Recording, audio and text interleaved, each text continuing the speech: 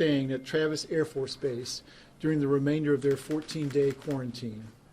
I am happy to report their plane touched down safely earlier this morning. There are a total of 178 people on this flight, and they're glad to be here. They've been through a lot, and we're going to do everything possible to care for them.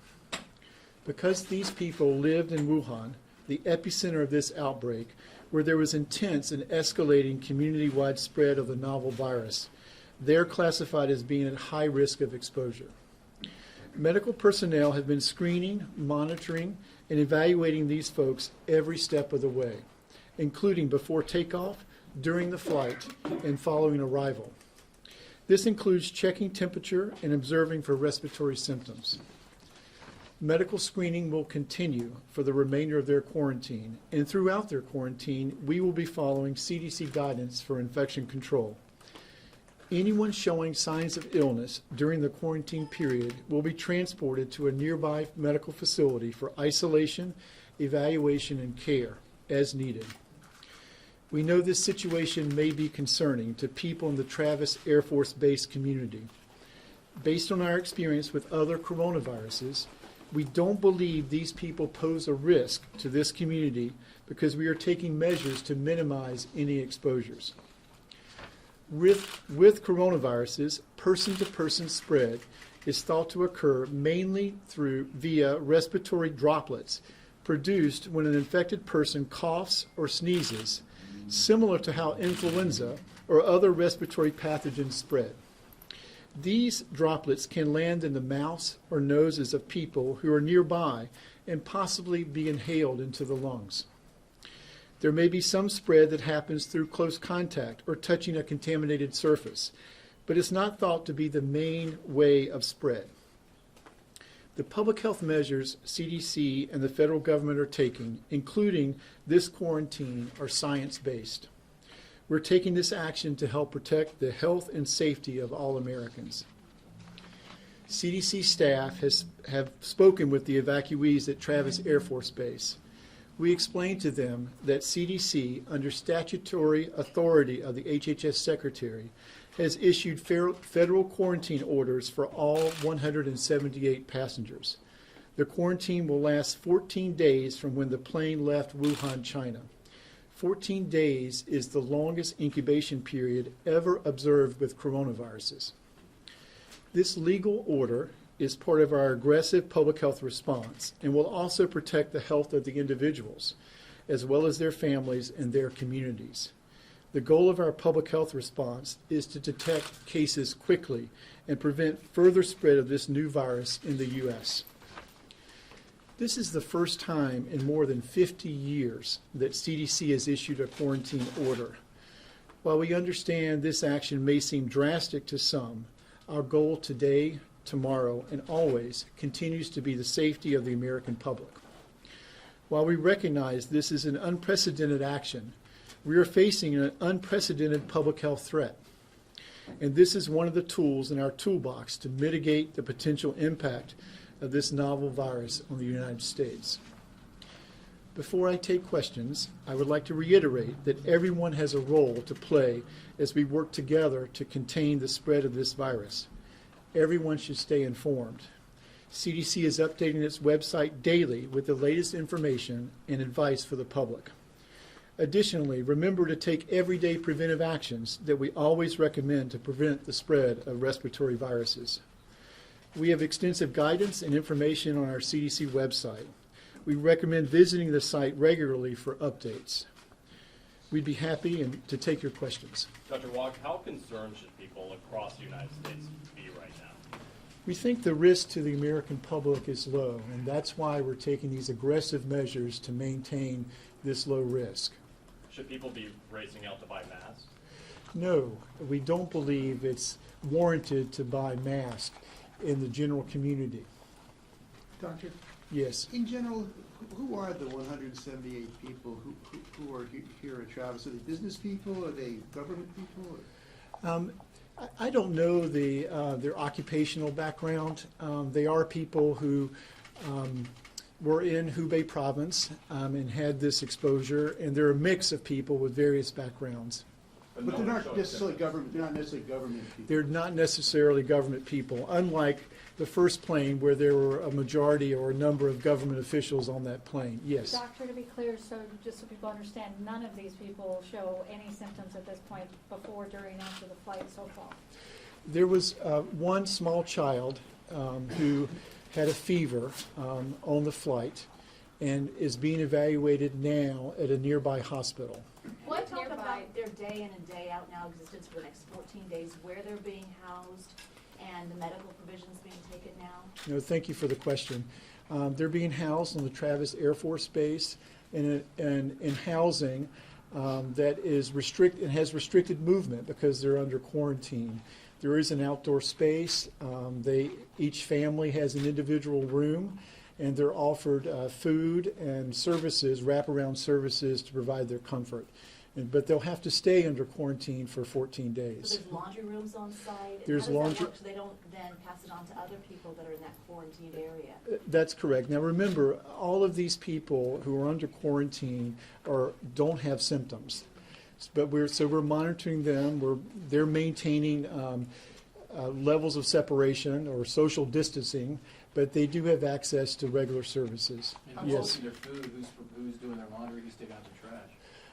We have contracted services to do these types of necessary services, and we're also providing guidance on infection prevention and control for this. Yes, please. How old is the child that had the fever, and then what kind of age range of the 178? Let me take your second question. The ages range from less than 2 all the way to over 65. I really don't want to get into the details of the specific ages of the child just to protect their identity, as well as I don't want to get into the details of which facility they went to. Was What the are the child procedures? quarantined on the flight? Separated from everybody else on the flight? It's an airplane, and so as much as possible, but it is an airplane, and so. But let me just say again, children have fever for a number of different reasons, and so the child is being evaluated at this point, and will be put in isolation and tested. What are the Yes. what are the procedures for not only to Doug's question about the services provided to the people as they're living where they are, but then also for if someone becomes ill, then what does that protocol look like? So if someone becomes ill, and so you're aware, we're monitoring their health on a regular basis. We're doing twice daily health assessments and temperature checks. And if someone becomes ill, we'll do an evaluation. And if we feel it's warranted, then that person will be separated from the community and put and sent to a nearby healthcare facility and worked up for tested both for novel coronaviruses, but for other infectious diseases that may have caused the symptoms. And what about what does that look like Let me at go the here. hospital? I mean, are they quarantined there? Is everybody in a hazmat suit? I mean, Everyone is not in a hazmat suit. Clinicians and general practitioners all around this country every day take care of patients with respiratory diseases. And these facilities have the appropriate isolation rooms to take care of these patients. Now, Yes, please. Can you talk about the facilities that you guys have been in constant communication with in case of those evacuees having to be transferred to a nearby facility, as you mentioned? We've been in touch with state and local public health authorities and have reached out to healthcare facilities to gauge their capability to receive such patients, both adults and pediatric patients. Dr. Walla, Yes. these particular patients are not exhibiting symptoms. How were they selected to first get on this flight and then ultimately end at Travis Air Force? Right, so these are, the Department of State has made the decision about actually who gets on the plane. Their risk is that they lived in or they had exposure to Hubei province, where there's this intense community transmission of the novel coronaviruses. So these are people with American citizens who have been exposed or lived in an area where there's community transmission of the coronaviruses, and now we're bringing them back. And What about the flight crew on the plane? Are they quarantined as well? The flight crew used protective equipment while they're on the plane, and so they are not being quarantined. How do specific Let locations? me go here, then I'm gonna come back to you. Doctor, you said that these people are very glad to be here and that they've gone through a lot. Can you expand on that? What exactly they've been through the last coming days, weeks? Well, you can imagine there's a lot of information and fear about this particular emerging disease. So they had to wait to get onto the flights, and then when they got on and so there was a number of people want to get on the flights. That was, and this really is the Department of State, who actually got on the flights. But as you can imagine, it's a long flight, more than 11 hours. And because of the unknown nature of this coronavirus, and there's uncertainty, and that creates some stress as well. So they arrived in the middle of the night after a long flight, and so we welcomed them to the U.S. There was applause when they walked through the door. Frankly, it was a very emotional experience having the first family walk through the door. So they were very happy and smiling to be home, obviously tired. They were processed through some screening and passed through customs and given food, and then put on buses and sent to the local housing. Let me Doctor, go when back you're here. talking about the 2-year-old who's now at the hospital, are the parents also with the child? And who's paying for all of this? I didn't say the age of the child, Okay, to be child. clear. And a parent did accompany the child to the hospital. We don't want to separate the child from the mother. So is there concern then that the parent is also exposed or may have it? The mother, the parent, was who was accompanying the child, will also be placed in appropriate isolation in the healthcare facility. Dr. Walk, can Yes. somebody spread the virus without showing symptoms? We don't have documentation that this can happen. Is it possible? Yes. We do not think this is driving the outbreak. But obviously this is an emerging virus, and so we're still learning more and more every day. The majority of the spread, as I've said, is through droplet transmission and not. Is it possible to have transmission without symptoms? We think it happens very rarely, but I would never say no. Do we Doctor, expect well- more evacuees coming from China?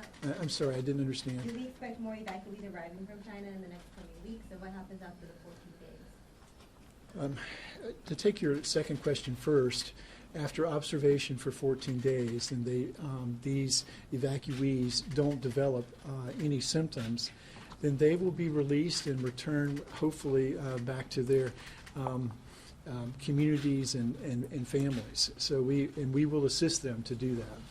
Doctor? And your first question again was?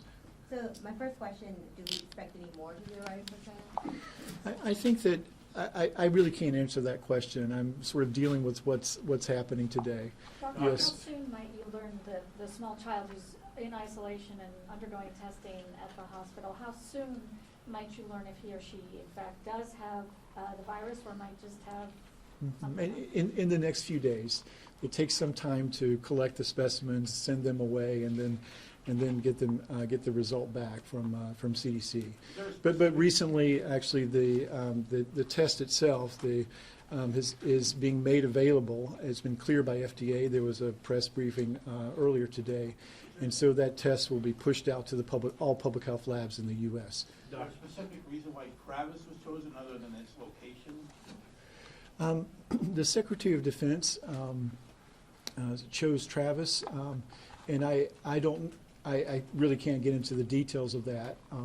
But obviously, Travis is a large facility and able to handle these types of passengers. Doctor, what Yes.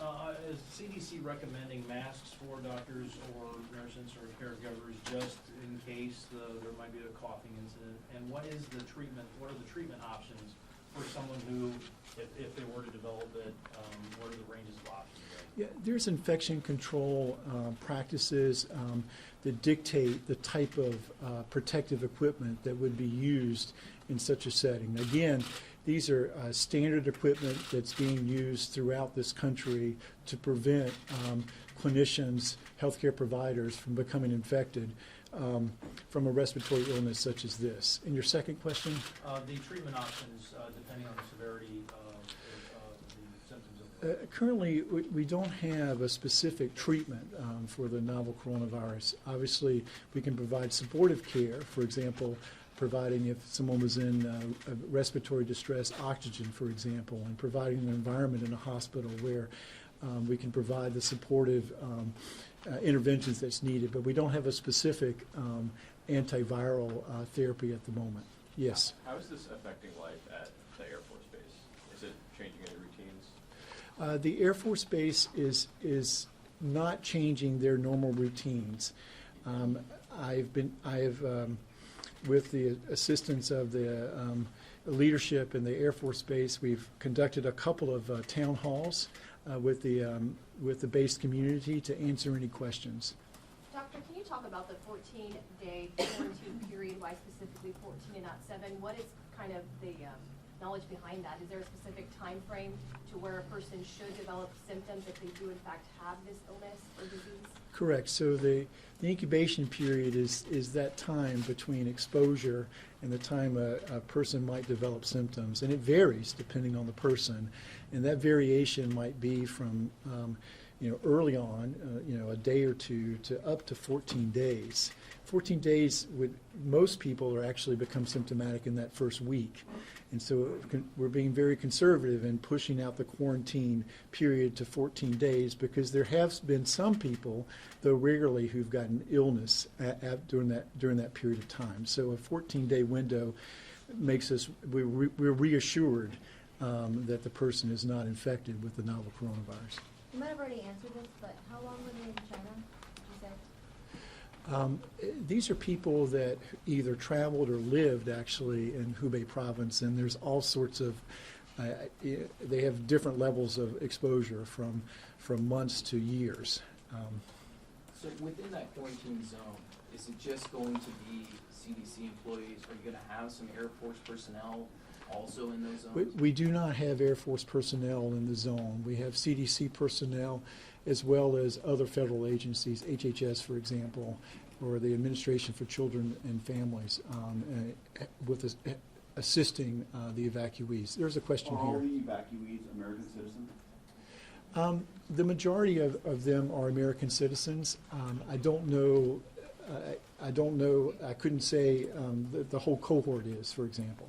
One more question. Let me get a question here. About what daily life will be like for the evacuees over the next 14 days. Are there activities planned for them? Can they go to the pool or the gym or social activities, or are they pretty much stuck in their room? They're not stuck in their room.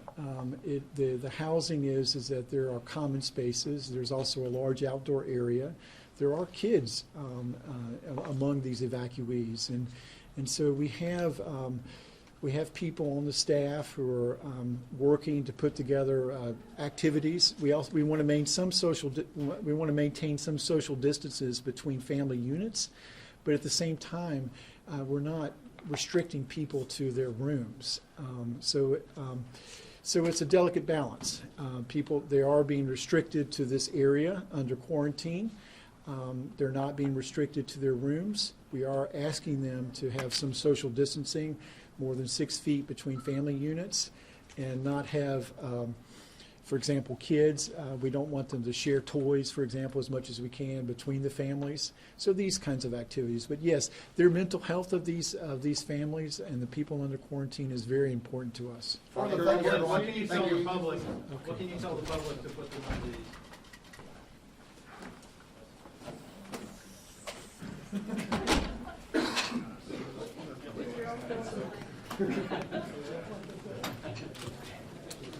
They were like 5 seconds late.